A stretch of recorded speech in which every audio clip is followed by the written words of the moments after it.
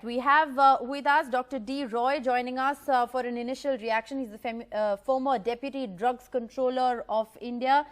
Thank you so much, Dr. Roy, for being with us. Your first reaction to the announcement that you've just heard. Thank you very much.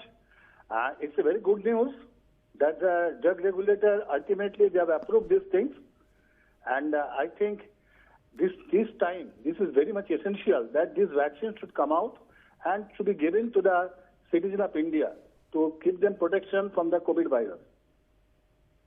It is good news for India. 2 vaccines have been recommended for emergency use authorization. In fact, have been given emergency use authorization now by the drug controller. But I have to ask you, Dr. Roy, there are questions over Bharat Biotech being given this approval in clinical trial mode. That's what the drug controller just clarified. What does this mean? Break it down for our viewers. In fact, this is the emergency use permission has been given. The reason behind it that for a complete trial, a vaccine trial, it takes a lot of time. And now, under these pandemic situations, we do not have that time. So, for this reason, this is you can say that this permission is nothing but an extended phase 3 clinical trial. So, during this vaccination program also, definitely I am not sure about it because I have not seen the actual order of the DCGI, what are the conditions they have imposed. Definitely they will impose certain conditions for the use of these vaccines. And only under these circumstances, so all the participants, all the recipients who will take these vaccines, they will be under close observations. And their report also will be monitored for further evaluation of these vaccines. So this is a really good news. Right. I appreciate these things. But Dr. Roy, just another point of clarification as far as the Covishield vaccine is concerned, which is being developed by the Serum Institute of India, the drug controller has clarified that the vaccine has 70.42% efficacy. It has been tested in individuals 18 years and above in 23,000 participants abroad, 1,600 participants here in India. Even the India data is comparable with the overseas data. That's what's been said. But as far as Bharat Biotech is concerned, all we know is that the 800 participants in phase 1 and 2 didn't develop an adverse reaction. So the safety of the vaccine has been established. But the efficacy result, isn't the efficacy result important for people to know before this emergency use authorization is actually given? This 50% or 60%, 70%, 95%, what you are talking about, this efficacy, it is based on a statistical calculation. It doesn't mean that if you give this vaccine to, if it is 70% effective, that means if you give it to 100 people, then out of that, definitely 70% will get the protection. Definitely, that is. And as an international standard, the moment it can establish an efficacy of 50% plus, then it can be given the permission for the practical use.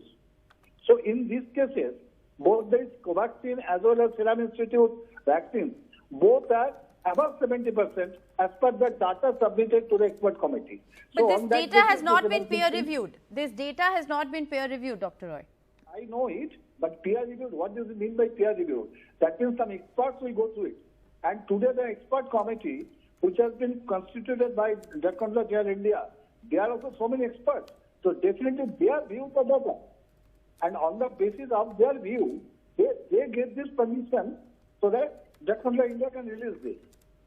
So this is also, you can say, peer review. All right. I think, this is an important point of clarification and a lot of concern has been voiced by several individuals. We're also being joined at the moment, and I request you, Dr. Roy, if you can stay on with us.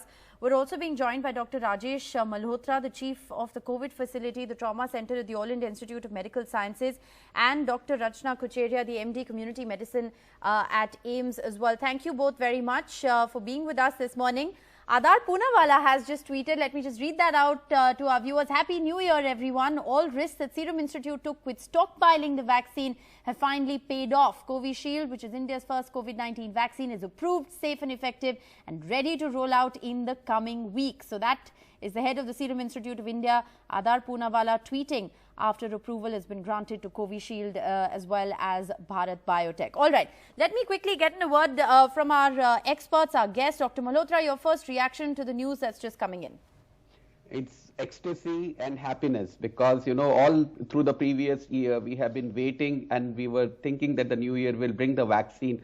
It is definitely a great news. And I think everybody is looking forward to this vaccine because that is what is going to get us the herd immunity and control the pandemic.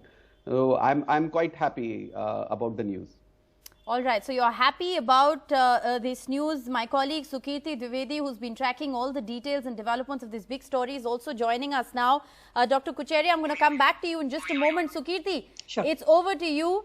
That big announcement that we've all been waiting for has been made. Both vaccine candidates have been given emergency use authorization in India.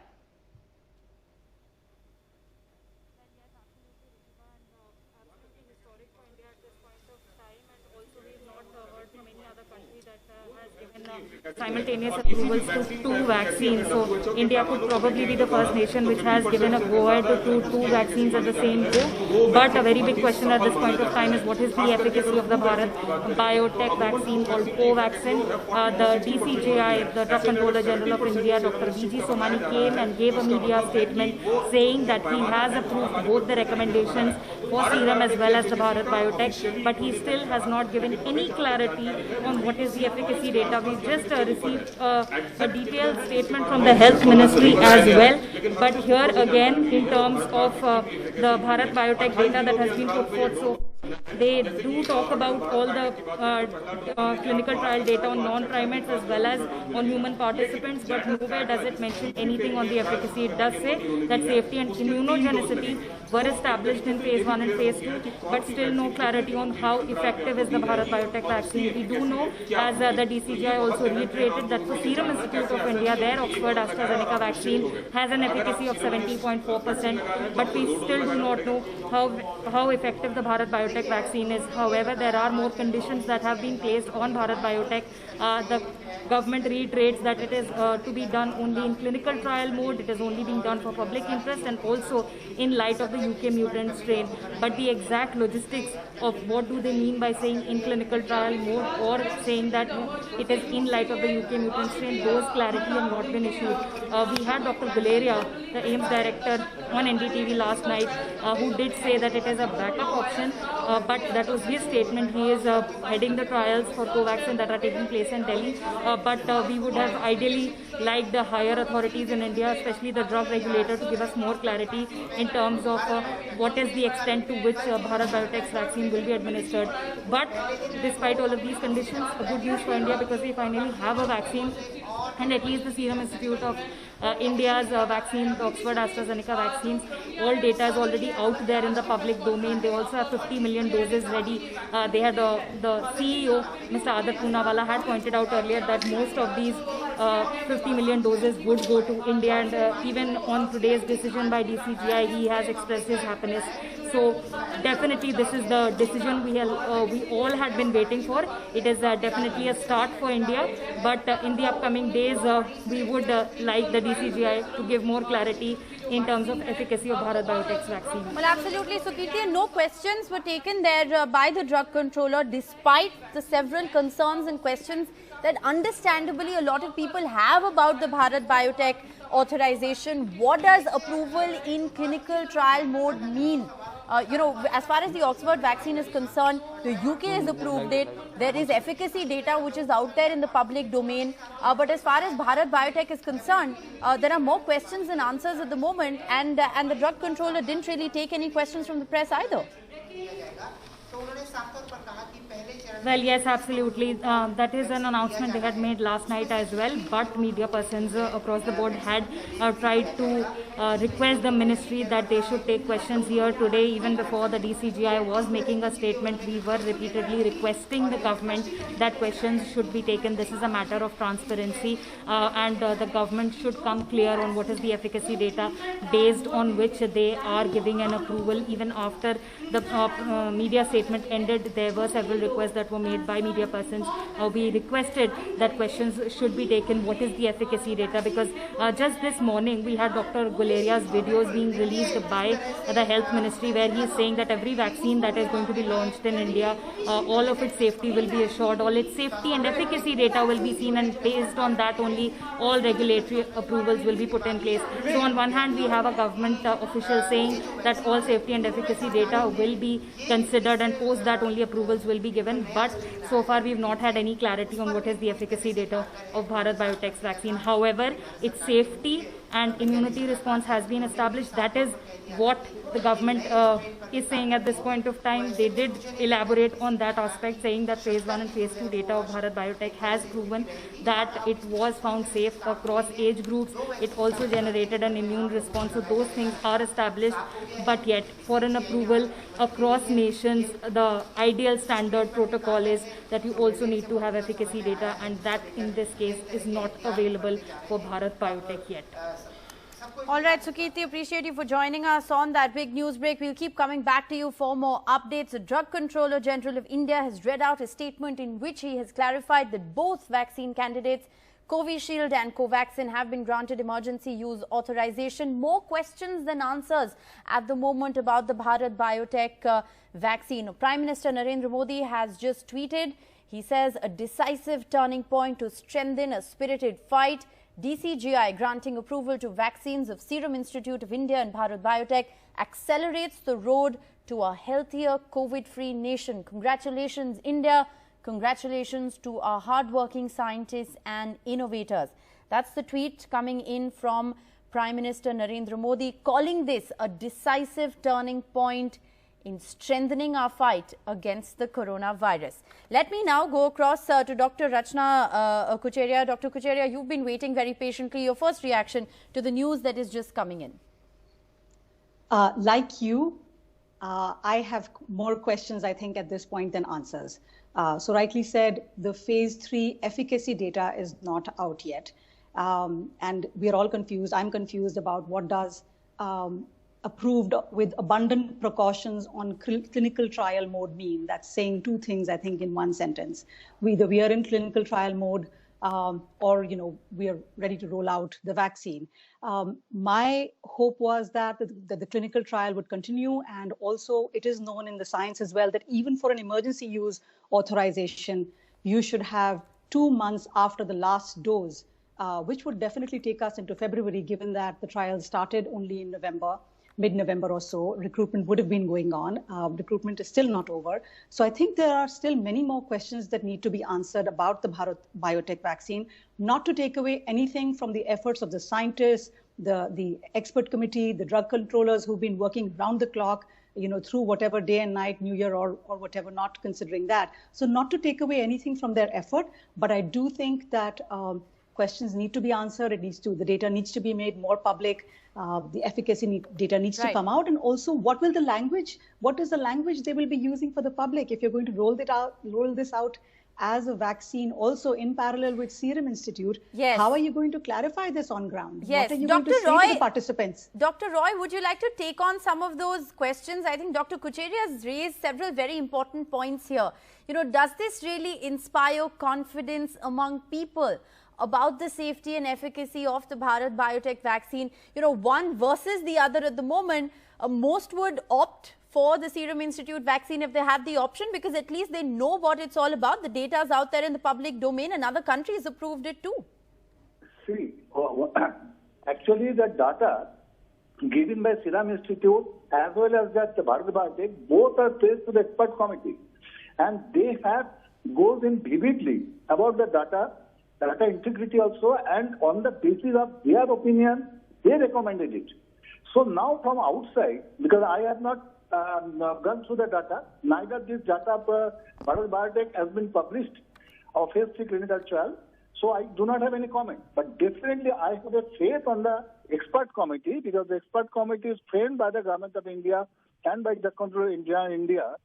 They are the pioneer in this field, and they took the decision on the basis of the data submitted to them. If you can recall that initially when this data was submitted to the expert committee, they asked for more data. Okay. And on the basis of further data, the moment they be satisfied, then they get this clearance Okay. for emergency use. Well, I will come back to you in just a moment and ask you to clarify on some of the terminology that has been used as far as Bharat Biotech is concerned, and we'll talk a little more about that. But I'm told that the Drug Controller General of India, before getting into his vehicle after the press conference, has once again spoken to the media. Let's try and listen into that reaction. Side effects भी बहुत बताए जा रहे हैं sir, ये सही है क्या? ना साइड इफेक्ट देखो, एक बात पे पूरा आप श्योर रहिए कि किसी में भी सेफ्टी का कंसर्न होगा, थोड़ा भी कंसर्न होगा तो हम उसको कभी अप्रूव नहीं करेंगे। कुल मिला के ये सेफ है ऑफ कोर्स 110%। साइड इफेक्ट नहीं है। 100 साइड इफेक्ट थोड़े बहुत तो होते हैं, पर वो जो जैसे छोटी मोटी साइड पे पेन होना, थोड़ा सा फीवर होना, थोड़ी सी एलर्जी होना, ये तो हर वैक्सीन में होता है। लेकिन सर लोग ये कह रहे हैं कि इम्पोर्टेंट हो जाएंगे, ये भी सही है क्या? ये तो बहुत ही बकवास है। All right, so I think I couldn't hear exactly what the drug controller said there, but he has said that the vaccine is safe, and if there was any doubt about the safety of the vaccine, then they wouldn't have gone ahead and approved it. Dr. Rajesh Malhotra, you know, I understand that as far as India is concerned, this is very good news. We are going to need more than one vaccine candidate in order to be able to inoculate our large population, for it to reach out to the far-flung areas as well. So this is very good news for India. But what do you make of the questions, the reservations that many have about the Bharat Biotech vaccine at the moment? See, I would echo some of the statements made by Dr. Roy that, you know, we have to trust our regulators. So there is no question. You saw the questions which the media was raising to the drug controller were mainly about the rumors about the side effects. So I think everybody agrees about this, that nobody in his right ethical frame of mind will hide anything which is actually an adverse effect and could compromise the safety of the citizens. So that's number one. So there is no question about it that the safety data has been convincing.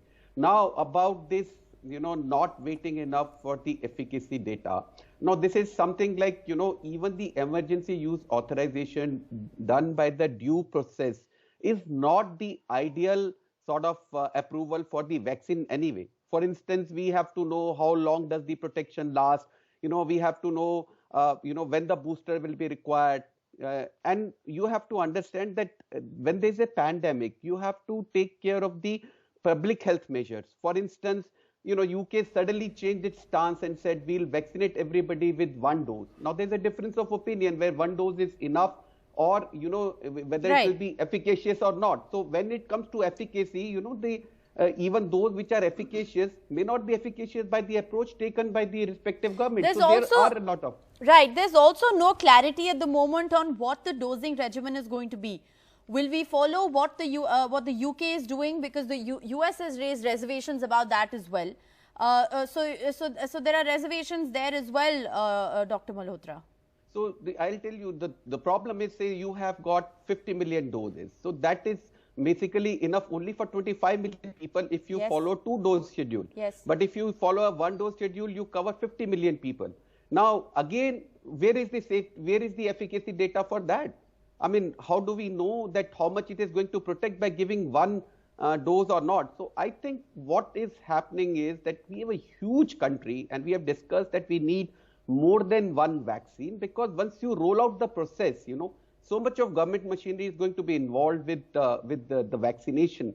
And you can't be, you know, having, looking askance that we don't have the more doses coming in now. It can't really be a quantity versus quality argument when it comes to a vaccine candidate. Dr. Kochhariya, lots of questions at the moment. I think more questions than answers really, especially about the Bharat Biotech vaccine. And secondly, I think also about the dosing regimen of Covishield, because in the UK they've extended it for up to 12 weeks, but there are many experts who say that is there enough data to show that the vaccine efficacy still lasts after 12 weeks if the interval is 12 weeks. What is India going to do? What is India's thinking? By when can we expect some clarity on all of these questions? Agree with you, and these are tough questions. The UK is having to answer some very tough questions from their public as well.